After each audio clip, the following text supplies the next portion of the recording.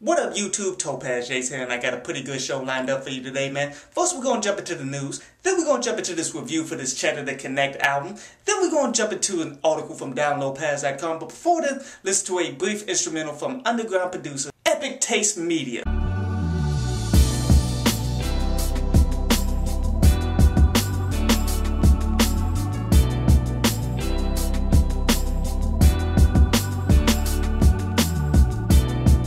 So today the Billboard chart dropped, man, and it's been a down week for music, man, but yet coming in #1 overall, Fetty Wap, selling 75,000 units, man, so congratulations to that dude. And right next to it, that Drake and Future, man, came in at #2 with 61,000, which that's like 81% fall from last week and shit, which you always want to see the consistency, not so much the first week numbers, and that's not a good look. But anyway, on to today's album review, man, and it's to that Chedda Da Connect, Chedda World The Album. And you know what? This is exactly what I thought it would be. Completely one-dimensional from a lesser skilled MC that got hot off of just a straight up catchy tune and shit. But I will say it's not like Fetty Wap's album and such, where he kept on trying to do the same exact formula to recreate the same exact fucking song and shit, man. I mean, Chedda Da Connect definitely tried to variate it more with what little skill that he has and such, man. Like his hit Flicka the Wrist, I understand how that became a hit because that shit is super fucking catchy,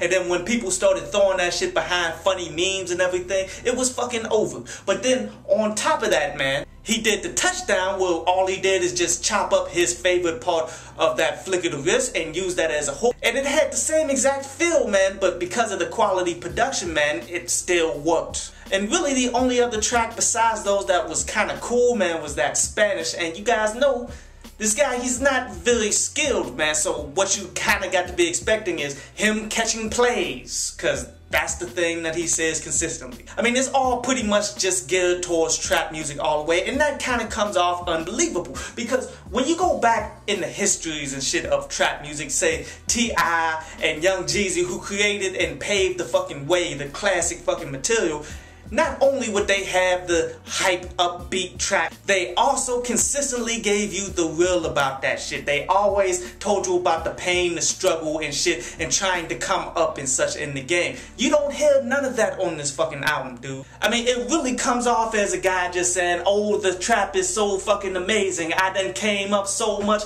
I'm going to trap forever. That's pretty much all he's fucking saying here. And that's why I really can't get with it. Like, the album isn't terrible by no means, but ultimately lack of substance, and it really just doesn't come together well, man. I give it a 5 out of 10. But anyway, on to today's article from downloadpass.com, and today's article is about being burnt out. And you know, this is our own physical body and shit telling us about the things that we really don't want to be fucking doing. Because here's the thing, man, when you are passionate about something, man, you will do that shit every day, day in, day out, and that shit will never fatigue you. That shit is something that you love to fucking do, and you will never be burnt out from it. But the things that you do get burnt out from, that's your body saying you really don't want to be doing this shit.